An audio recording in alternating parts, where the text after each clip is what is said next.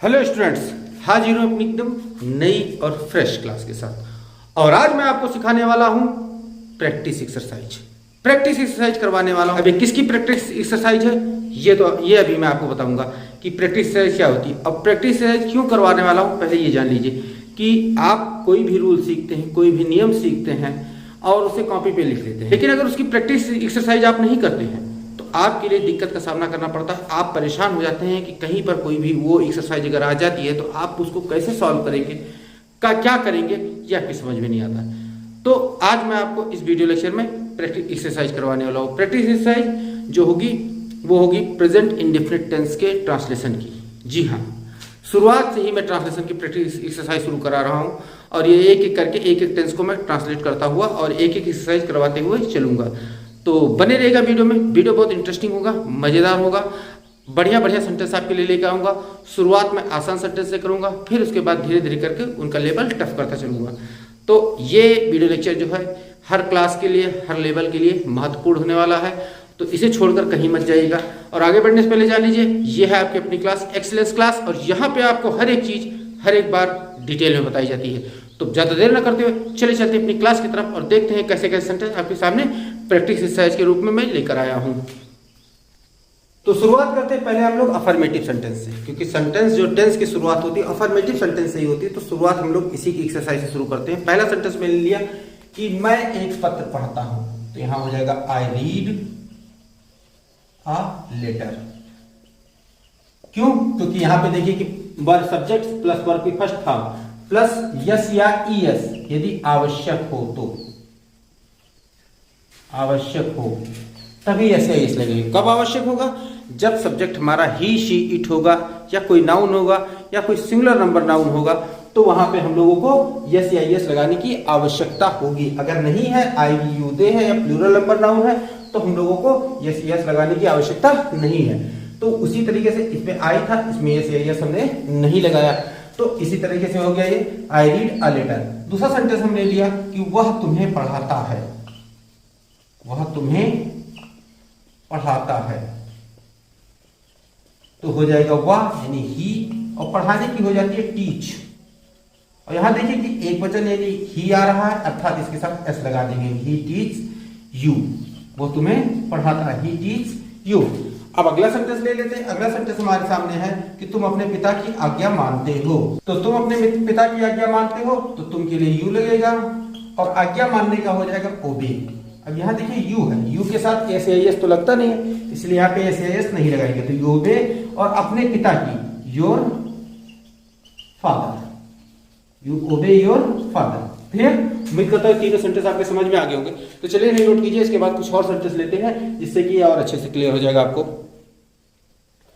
तो अगला सेंटेंस लेते हैं। अगला सेंटेंस थोड़ा सा कंफ्यूजिंग सेंटेंस होता है, बहुत सारे स्टूडेंट इसमें कंफ्यूज हो जाते हैं। कैसे कंफ्यूज होते हैं? कि कुत्ते भौंकते हैं, कुत्ते भौंकते हैं और कुत्ते भौंका करते हैं।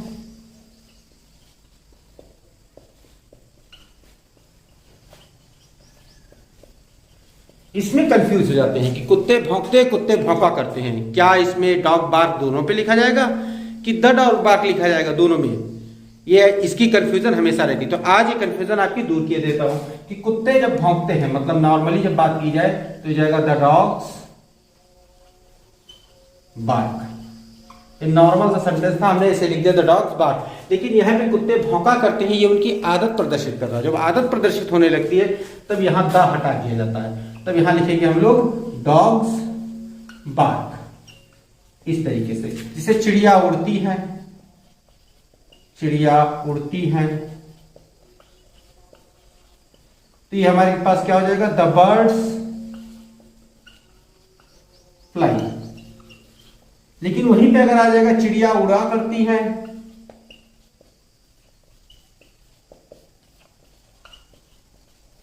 चिड़िया उड़ा करती हैं, तो यह हो जाएगा बर्ड्स फ्लाई। यहां से द हमने हटा दिया, तो ये हो जाएगा हमारे पास बर्ड्स फ्लाई। क्लियर? तो उम्मीद करता हूं कि ये कंफ्यूजन अब आज के बाद आपको नहीं होने वाली है कि जहां कहीं पर भी अगर आदत दिखाई जा रही होगी तो उसके साथ लगा हुआ आर्टिकल हम लोग को बाहर निकाल लेना है। अगर आदत नहीं दिखाई जा रही, नॉर्मल सा सेंटेंस लिखा जा रहा है, तो वहां पे आर्टिकल के साथ ही उसे यूज करना है। क्लियर? तो इन सेंटेंस को नोट कीजिए, फिर और सेंटेंस लेता हूं मैं।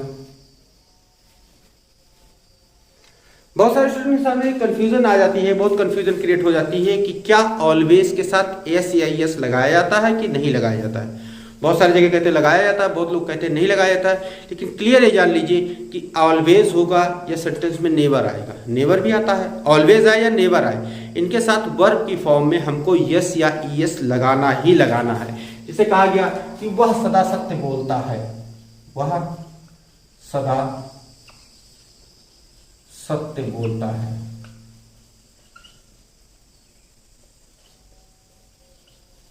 तो हो जाएगा ही ऑलवेज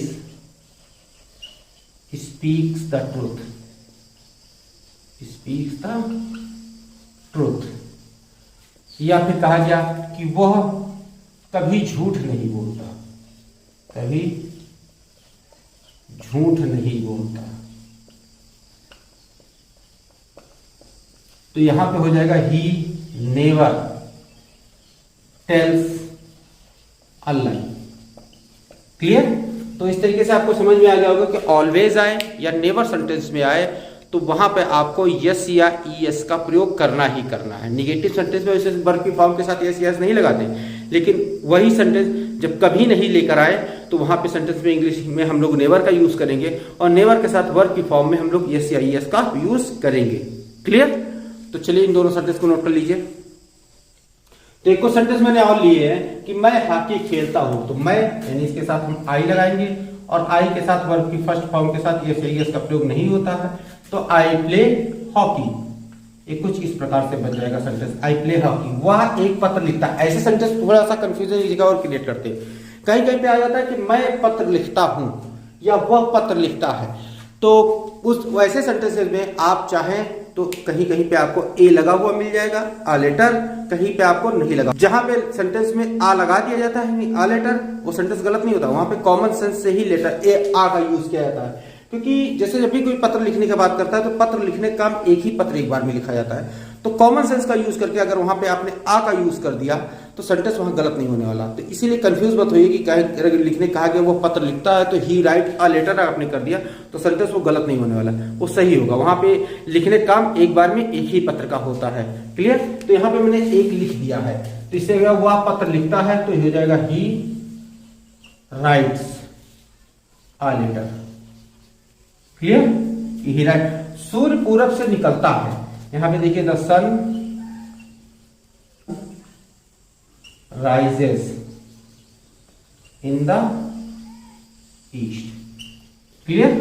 बुरे लड़के धूम्रपान करते हैं, तो बैड बॉयज, बैड बॉयज बुरे लड़के, और धूम्रपान करते हैं मतलब स्मोक, बैड बॉय स्मोक। मैं रात में पढ़ता हूं, आई स्टडी इन नाइट। अगर आपको लिखना चाहते हैं तो स्टडी के बजाय रीड भी लिख सकते हैं, दोनों सेंटेंस सही होंगे, चाहे स्टडी लिखिए चाहे रीड लिखिए। क्लियर?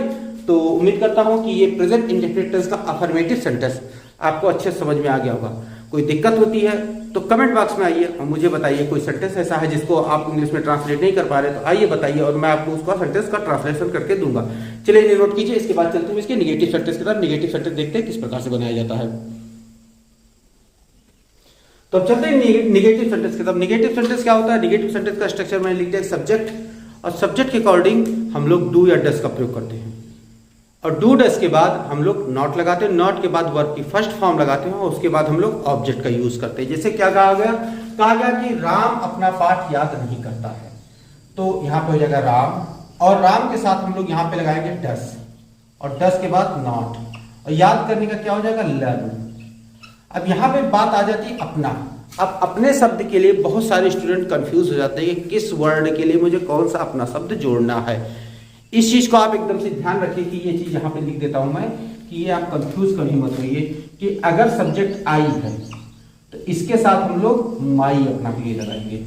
सब्जेक्ट बी है, बी के साथ हम लोग अपना के लिए अवर का यूज करेंगे। सब्जेक्ट यू है तो इसके साथ हम लोग योर लगाएंगे, और सब्जेक्ट दे है तो इसके साथ हम लोग देयर लगाएंगे, और फिर सब्जेक्ट ही है तो इसके साथ हम लोग हिज लगाएंगे, सब्जेक्ट शी है तो इसके साथ हम लोग हर लगाएंगे, और फिर सब्जेक्ट इट है तो इसके साथ हम लोग इट्स का यूज करेंगे। और वहीं पे सब्जेक्ट अगर कोई नाउन है या कोई नेम है तो उसके जेंडर के अकॉर्डिंग, मतलब जेंडर क्या है, लड़का है लड़की, उसके जेंडर के अकॉर्डिंग हम लोग हिज या हर का यूज कर देंगे। क्लियर? ये चीज जो है ये बहुत इंपॉर्टेंट हो रहा है। बहुत सारे स्टूडेंट इसमें बहुत सारी गलतियां कर देते हैं, हमेशा गलती कर देते हैं कि कहीं पे अपना के लिए कुछ दूसरा लगाते हैं, कहीं पे अपना के लिए कुछ दूसरा लगाते हैं। तो यहाँ पे ये चीज हो जाएगी कि राम डज नॉट लर्न। अब अपना शब्द है तो अपने शब्द के लिए यहाँ क्या है, राम है, जेंडर के अकॉर्डिंग क्या लगाएंगे, हिज लगाएंगे, तो यहाँ पे हिज लगाया। और लेसन माने पाठ मतलब लेसन, तो Ram does not learn his lesson. Clear? इस तरीके से यहाँ पे ये चीज हो जाएगी। अब अगला सेंटेंस लेते हैं हम। तो अगला सेंटेंस लिया कि ये लड़के सड़क पर नहीं खेलते, तो ये लड़के के लिए क्या हो जाएगा, दीज बॉयज। और फिर सड़क पर नहीं खेलते तो बॉयज है प्लूरल तो डू नॉट लगाएंगे, डू नॉट। उसके बाद वर्ब की फर्स्ट फॉर्म अर्थात प्ले लगा देंगे, डू नॉट प्ले। और सड़क पर मतलब on the road, these boy do not play on the road. Clear? अब अगला सेंटेंस लेते हैं हम लोग।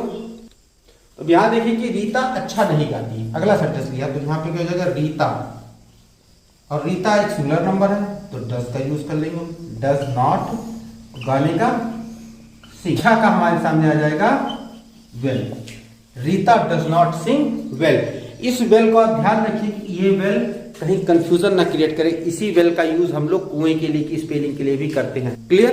तो चलिए इस सेंटेंसेस को और इस अपना शब्द की जो हर प्रोनाउन के साथ कौन सा अपना शब्द लगता है इसको नोट कीजिए, और फिर चलते हैं कुछ और सेंटेंस के लेते हैं जिससे और अच्छे से आपको क्लियर हो जाए।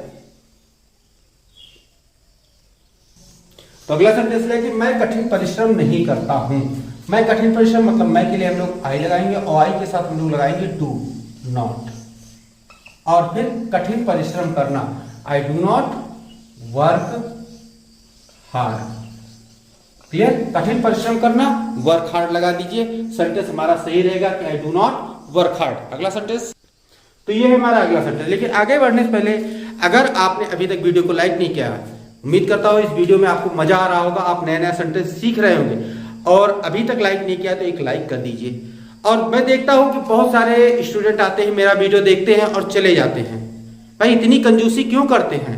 लाल वाला बटन दबा के सब्सक्राइब भी कर लिया कीजिए, जिससे कि मेरा वीडियो जैसे ही आप तक अपलोड हो वैसे ही आप तक पहुंच भी जाए। एक ही वीडियो में तो सारी चीजें बता नहीं दूंगा, वीडियो अलग अलग सीरीज चलती रहती हैं। तो आप आए और देख के निकल लिए, और अगला वीडियो आया तो आप तक पहुंच ही नहीं पाया। हो सकता है वीडियो इससे भी ज्यादा काम का वीडियो आपके लिए हो, तो लाल वाला बटन दबा के सब्सक्राइब कर लीजिए और साथ ही साथ बेल नोटिफिकेशन भी ऑन कर दीजिए, जिससे कि आपको मेरे वीडियो को सही समय पर देखने का मौका मिले। अब चलते हैं हम अपने इस सेंटेंस को ट्रांसलेट करते हैं कि ये सेंटेंस क्या है। कि तुम क्रिकेट नहीं खेलते हो, तुम के लिए हम लोग यू लगाते हैं, और यू के साथ हम लोग यूज करते हैं डू नॉट, और खेलने का प्ले, और क्या नहीं खेलते, cricket, you do not play cricket. एक इंटरेस्टिंग बात बताऊं कि ये क्रिकेट वर्ड ऐसा है सेम स्पेलिंग के साथ आता है, लेकिन एक क्रिकेट का अर्थ हमारे सामने निकल के आता है कि जो मैच होता है क्रिकेट मैच होता है, लेकिन एक क्रिकेट का अर्थ निकल के आता है झिंगुर। क्रिकेट का मतलब झिंगुर भी होता है। तो इस क्रिकेट का दो मतलब होते हैं, एक तो आप जो खेल रहे हैं गेम खेलते हैं वो क्रिकेट होता है, एक जो इंसेक्ट होता है कीड़ा होता है झिंगुर, ये भी होता है क्रिकेट का मतलब। क्लियर? अगला सेंटेंस लेते हैं हम। अब यहां देखिए कि ये लड़के कभी अपना समय नष्ट नहीं करते, यहां भी कभी नहीं आया है, और कभी नहीं के साथ हम लोगों को नेवर लगाना है। तो वर्ब की फॉर्म के साथ यस यस लगाना है कि नहीं लगाना है? तो कहेंगे, अभी बहुत सारे स्टूडेंट सोच रहे हैं कि सर ने भी थोड़ी देर पहले तो बताया क्या लगाना है। हाँ लगाना रहता है, लेकिन वर्ब उसकी सब्जेक्ट के अकॉर्डिंग लगाना रहता है। सब्जेक्ट अगर सिंगुलर नंबर है तभी वर्ब की फर्स्ट फॉर्म में यस या इस हम यूज करेंगे, लेकिन अगर वर्ब प्लूरल में है जिसमें यस या ईएस हमें अफर्मेटिव में नहीं देखने को मिलता है, तो यहाँ नेगेटिव में भी उसकी वर्ब में एस या ईएस हमें नहीं लगाना है। जैसे देखिए कि ये लड़के, तो दीज बॉयज, यहाँ पे हमने डाल दिया दीज बॉयज, प्लूरल हो गया, और कभी अपना समय नष्ट नहीं करते तो नेवर, और नष्ट करने का वेस्ट। अब देखिए वेस्टेज नहीं लिखा क्योंकि यहाँ पे प्लूरल नंबर था, इसीलिए यहाँ पे मैं बिना एस या एस के इसको यूज किया है। क्लियर? अब अपना समय तो वेस्ट देयर टाइम, यानी प्लूरल के साथ अगर अपना शब्द आ रहा है तो आप उसके साथ देयर का यूज कीजिए। क्लियर। अगला सेंटेंस क्या है, यहाँ देखिए कि वे आदमी बाजार नहीं जाते हैं। इसमें बहुत सारे स्टूडेंट इस बात को लेकर कंफ्यूजन हो जाते हैं कि वे आदमी, क्या यहाँ पे दे लगाया जाएगा कि यहाँ पे दोज लगाया जाएगा। तो कभी भी अगर आपको ऐसा सेंटेंस मिल जाए कि वे आदमी या वह आदमी इस तरीके से मिल जाए, तो आपको यहाँ पे ना ही लगाना है ना दे लगाना है। इसके लिए आपको डिटरमिनर जो है दी, दोज या दैट का ही यूज करना है, क्योंकि एक नाउन जो आपके साथ मिल रहा है और एक नाउन एक प्रोनाउन का कॉम्बिनेशन कभी भी एक सेंटेंस में किया नहीं जाता। अगर आपने वे आदमी के लिए दे पीपुल लगा दिया है, दे पर्सन लगा दिया, तो सेंटेंस वहां गलत हो जाएगा, क्योंकि दे अपने आप में एक प्रोनाउन है और पर्सन या पीपुल एक नाउन है। तो दोनों सेंटेंस एक ही दोनों वर्ड एक ही सेंटेंस में कभी नहीं आते हैं। तो यहां पर आपको वे आदमी के लिए दोज पर्सन या दोज पीपुल लगा देना है। तो दोज पीपुल, और फिर ये प्लूरल है तो डू नॉट का यूज करेंगे, डू नॉट। और बाजार नहीं जाते हैं, go to market, go to market. Those people do not go to market. Clear. तो उम्मीद करता हूं कि ये निगेटिव सेंटेंस, जो प्रेजेंट इंडेफिनिट टेंस का निगेटिव सेंटेंस है, ये आपको अच्छे समझ में आ गया होगा और आप कभी इसमें गलती नहीं करने वाले। तो चलिए इसे नोट कीजिए। इसके बाद चलते हैं इसके इंट्रोगेटिव सेंटेंस की तरफ। तो मैं आते हैं इंट्रोगेटिव सेंटेंस पर। इंट्रोगेटिव सेंटेंस जैसा कि आप लोग सभी जानते हैं कि दो प्रकार के होते हैं। कौन कौन से, एक यस नो टाइप वाले, एक क्वेश्चन वर्ड टाइप वाले। तो पहले हम लोग लेते हैं yes no type. Yes no type की सबसे बड़ी खूबी ये होती है कि इसकी हिंदी सेंटेंस में क्या शब्द आपको वाक्य में सबसे पहले ही मिल जाएगा। सेंटेंस में सबसे पहले क्या अगर लगा मिल जाए तो वहां पे बेधड़क समझ जाइए कि उसमें यस नो टाइप सेंटेंस है। और यस नो टाइप सेंटेंस में जो ट्रांसलेट करना रहता है वो कुछ इस प्रकार से करना रहता है कि डू डस को पहले लगाते हैं, फिर सब्जेक्ट लगाते हैं, फिर वर्ब लगाते हैं, वर्ब के बाद हम लोग ऑब्जेक्ट लगा देते हैं, लास्ट में क्वेश्चन मार्क लगाते हैं। इंट्रोगेटिव सेंटेंस में ध्यान रखिएगा क्वेश्चन मार्क जरूर लगाइए, नहीं तो सेंटेंस वहां पे काट दिया जाता है, गलत हो जाता है। तो आप क्वेश्चन मार्क जरूर लगाइए। क्या वे रोज स्कूल जाते हैं, तो वे है, अर्थात यहाँ पे फिर डू का यूज करना है। Do they go to school daily, रोज का मतलब हुआ डेली। क्लियर। तो यहां पे इस तरीके से आप ध्यान रखिए कि डू का प्रयोग या डस का प्रयोग वहीं पे कीजिए सबसे पहले जहां पर आपको सेंटेंस ये देखने में लगे, समझने में लगे कि सेंटेंस हमारा यस नो टाइप सेंटेंस है। और यस नो टाइप जैसा मैंने पहले ही बताया है कि क्या शब्द वाक्य के सबसे पहले लिखा दिख जाए तो वहां पे हमें सेंटेंस वो यस नो टाइप ही मिलता है। अब देखते हैं अगला सेंटेंस क्या आता है। तो अगला सेंटेंस है क्या वो खाना पकाती है, तो वह है, लड़की है, तो यहां पे हम लोग डस का यूज करेंगे। Does she cook food. Clear. यहां पे देखिए लड़की थी इसलिए यहां पे हमने डस का यूज किया, मतलब लड़की नहीं एक वचन था इसलिए डस का यूज किया, लड़की थी इसलिए हमने शी का लगाया। अब देखते हैं अगला सेंटेंस क्या है। तो अगला सेंटेंस मिल गया interrogative negative sentence. Interrogative negative में ध्यान रखिए कि हमेशा आपको सब्जेक्ट के तुरंत बाद नॉट का यूज करना रहता है। बाकी स्ट्रक्चर यही रखते हैं कि क्या खिलाड़ी रोज नहीं क्रिकेट खेलते हैं, तो सेंटेंस पढ़ने से लगता है कि इसमें जो कार्य करने वाला सब्जेक्ट है वो प्लूरल है, और प्लूरल अगर सब्जेक्ट है तो हम लोगों को सबसे पहले क्या लगाना है, डू का यूज कर लेना है।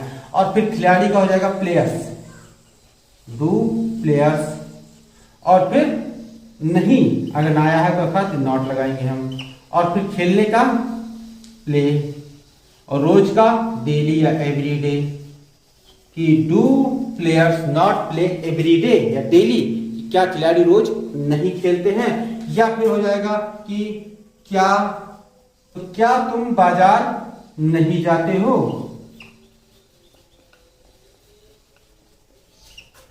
तो हो जाएगा हमारे सामने डू। और फिर तुम बाजार नहीं जाते हो तो do you not go to market, question mark. Clear.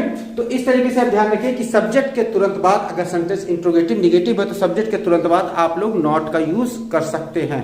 Clear. तो चलिए सेंटेंस को नोट कर लीजिए। अब आते हैं अपने हम जो WH टाइप के क्वेश्चंस हैं, जो WH टाइप के सेंटेंस है उसको हम किस प्रकार से सेंटेंस में ट्रांसलेट करते हैं। तो इसके पहले हम लोग इसी स्ट्रक्चर को रखते हैं लेकिन WH वर्ड जोड़ देते हैं, इसके साथ WH वर्ड जोड़ते हैं, बाकी स्ट्रक्चर यही हमारा रहता है। और फिर इसको जब हम इंग्लिश में इसका सेंटेंस लेते हैं, जैसे आया कि तुम कहां रहते हो, तुम कहां रहते हो। अब यहां देखिए कि एक चीज आपको देखने में लग रही है कि जो क्यू वर्ड है, क्वेश्चन वर्ड है, ये सेंटेंस के बीच में आपको नजर आ रहा है। नहीं, उसमें क्या बताया था यस नो टाइप वाले में कि आपको सबसे पहले क्या लगा हुआ मिल जाएगा, लेकिन इसमें कब, क्यों, कहाँ, कैसे, क्या, ये सारी चीजें आपको वाक्य के बीच में नजर आएगी। देखिए अब कहाँ नजर आ रहा है, तो इसकी इंग्लिश हम लोग पहले लगा देंगे हेयर, और हेयर के बाद हमें डू या डस का यूज करना, तो सब्जेक्ट के अकॉर्डिंग डू या डस यूज करेंगे। तो तुम के लिए हम लोग लगाते हैं डू, हेयर, और फिर डू और यू, और कहाँ रहते हो, live, where do you live. Clear. अगला सेंटेंस लिया कि तुम्हें हिंदी कौन पढ़ाता है। कौन शब्द जो है अपने आप में एक सब्जेक्ट है और सिंगुलर नंबर सब्जेक्ट है, तो इसके लिए हमें क्या करना है कि हु का यूज कर लेना है और फिर कौन पढ़ाता है टीच लगा देना है, क्योंकि इसमें सब्जेक्ट तो है नहीं कोई। सब्जेक्ट एक सिंगुलर नंबर सब्जेक्ट के रूप में काउंट किया जाता है कि हु जो अपने आप में एक सिंगुलर नंबर सब्जेक्ट में काउंट किया जाता है, इसलिए इसके साथ हम लोग एक सिंगुलर नंबर सब्जेक्ट की तरह ही बिहेव करते हैं। तो हु टीच यू हिंदी, कि तुम्हें हिंदी कौन पढ़ाता है, who teach you Hindi. Clear. अगला सेंटेंस, तो अगला सेंटेंस लिया कि तुम अपने गांव क्यों नहीं जाते हो। इसमें भी हमने एक इंट्रोगेटिव निगेटिव सेंटेंस ले लिया कि इंट्रोगेटिव निगेटिव सेंटेंस को किस प्रकार से ट्रांसलेट करते हैं, पहले में ही बता दिया कि सब्जेक्ट के बाद आपको नॉट का यूज कर देना है। सेम वही रूल, वही तरीका इसमें भी अपनाना है कि तुम अपने गांव क्यों नहीं जाते। क्यों शब्द की अंग्रेजी सबसे पहले लिख लेंगे व्हाई, और यहाँ पे सब्जेक्ट है तुम, अर्थात व्हाई के बाद हम लोग को डू का यूज करना है और डू के बाद हमें यू लगा देना है। अब निगेटिव है अर्थात क्यू के बाद हमें नॉट का यूज कर लेना है। व्हाई डू यू नॉट, अब जाने का क्या हो जाएगा, गो टू, कहां, अपने गांव। तो यू के लिए अपना क्या बताया था, योर, यू के लिए अपने गांव में योर बताया था और यहां पे लिख दिया your village. Why do you not go to your village. Clear. अगला सेंटेंस, अब अगला सेंटेंस हमने लिया कि वह सुबह के समय क्या खाते हैं। क्या शब्द देखिए वाक्य के बीच में आया, यानी यही शब्द अगर वाक्य के पहले आता तो हम लोग को यस नो टाइप सेंटेंस मिल जाता कि क्या वह सुबह के समय खाते हैं, तो ये हमारा यस नो टाइप मिल जाता। लेकिन अगर यही वर्ड हमारा सेंटेंस के बीच में आ गया तो ये WH बन गया और इसकी इंग्लिश हम अब लिखेंगे व्हाट, और वह के लिए हम लोगों को डस लगाना है, चाहे क्रिया वह किसी डस होती है, और फिर ही, व्हाट डस ही, और फिर ही के बाद हमें वर्ब की फॉर्म लाना है, यदि सब्जेक्ट के बाद हमें वर्ब की फॉर्म लाना है, व्हाट डज ही ईट, और कब, सुबह के समय, इन द मॉर्निंग। अब यहां पे आप मॉर्निंग भी लिख सकते हो और मॉर्निंग टाइम भी लिख सकते हैं, सेंटेंस गलत नहीं होगा। क्लियर। तो उम्मीद करता हूं कि ये चीज आपको समझ में आ गई होगी। तो अब अगला सेंटेंस लेते, तुम कौन सी पुस्तक पढ़ते हो। ये वर्ड जो है कौन सी या किस, ये दोनों वर्ड ऐसे होते हैं जो स्टूडेंट को बहुत ज्यादा कंफ्यूज करते हैं, बहुत ज्यादा परेशान करते हैं कि इनको किस प्रकार से ट्रांसलेट किया जाए। बहुत सारे स्टूडेंट होते हैं कि ऐसे सेंटेंस जब उनके सामने आते हैं तो वो सेंटेंस को छोड़ ही देते हैं, वो ट्रांसलेट ही नहीं करते, उनके समझ में नहीं आता क्या किया जाए। तो आज मैं यहाँ आपको उस सेंटेंस, उस समस्या का समाधान दूंगा कि किस प्रकार से ऐसे सेंटेंस को ट्रांसलेट किया जाए। लेकिन उससे पहले एक बात जरूरी जान लीजिए कि इसका मैंने जो रूल, पूरा नियम समझा रखा है, उसका एक अलग सेपरेट वीडियो लेक्चर है। जाइए, ऊपर आई बटन पे लिंक है, वहां जाके देख लीजिए। अगर आई बटन पे नहीं देखना चाहते तो वीडियो के एंड स्क्रीन पे लिंक है, वहां देख सकते हैं। नीचे डिस्क्रिप्शन बॉक्स में पूरी प्लेलिस्ट पड़ी होगी, उस प्लेलिस्ट में जाइए और एक एक टेंस को मैंने वहां क्लियरली एक्सप्लेन कर रखा है सारे रूल के साथ, वो देखिए, समझ लीजिए, तब इस सेंटेंस में आगे बढ़िए। क्योंकि अगर रूल आप नहीं समझ पाएंगे, एक ब्रीफ डिस्क्रिप्शन तो मैंने रूल का दे दिया, एक फार्मूला मैंने लिख दिया कि इस फार्मूले के आधार पे आपको ट्रांसलेट करना है, लेकिन आपको अगर डिटेल में जानना है तो आपको उस वीडियो को देखना जरूर पड़ेगा, क्योंकि उस वीडियो में मैंने बहुत डिटेल में, बहुत ही क्लियरली एक्सप्लेन कर रखा है। अब आते हैं इस सेंटेंस को ट्रांसलेट करने के लिए कि तुम कौन सी पुस्तक पढ़ते हो। अब कौन सी पुस्तक पढ़ते हो, कौन सी के लिए हम लोग क्या यूज करते हैं, विच।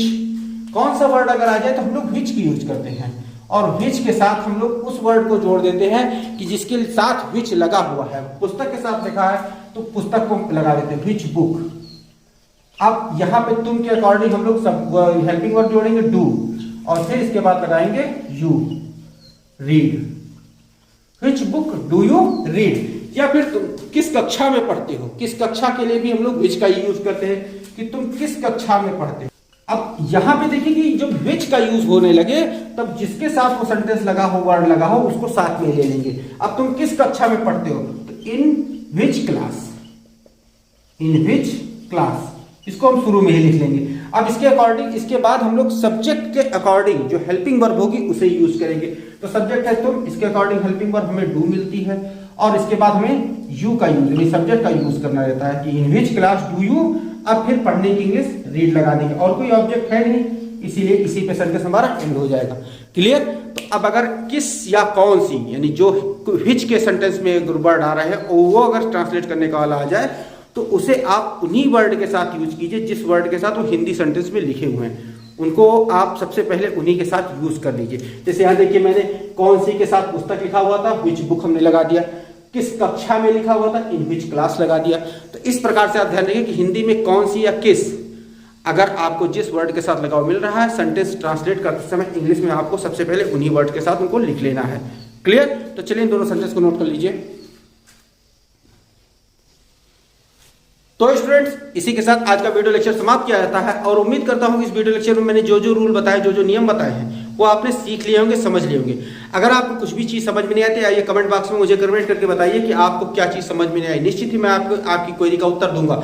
और अगर आपको इन रूल का मैं बार बार बताता हूँ, वीडियो में भी बताया कि आपको इन रूल को डिटेल में जानना है तो ऊपर आई बटन पे लिंक है वीडियो, वहां जाके देख जरूर लीजिए। पूरा डिटेल में वीडियो बना रखा, एक एक रूल मैंने ठीक से समझा रखा, बहुत अच्छे से समझा रखा है कि इस रूल को कैसे सब पढ़ा जाए, कैसे समझा जाए। तो वीडियो को देख जरूर लीजिए। और अगर वीडियो में आपको मजा आया हो, सेंटेंस यूनिक लगे हो, अच्छे लगे हो तो वीडियो को लाइक कर दीजिए और साथ ही साथ अपने दोस्तों में शेयर कर दीजिए। चैनल को सब्सक्राइब नहीं किया तो ऐसा ही वीडियो आगे पाने के लिए, क्योंकि अभी तक प्रेजेंट इंडेफिनिट टेंस की प्रैक्टिस एक्सरसाइज में करवा रहा था, इसके बाद कंटिन्यूअस आएगा, परफेक्ट आएगा, सबकी एक एक करके प्रैक्टिस एक्सरसाइज करवाऊंगा। आप लोग चैनल को सब्सक्राइब करके बेल नोटिफिकेशन हिट जरूर कर दीजिए। तो मिलते हैं अपने किसी और वीडियो लेक्चर में। Till then stay tuned with our channel, keep watching, keep learning, take care, thank you and bye bye.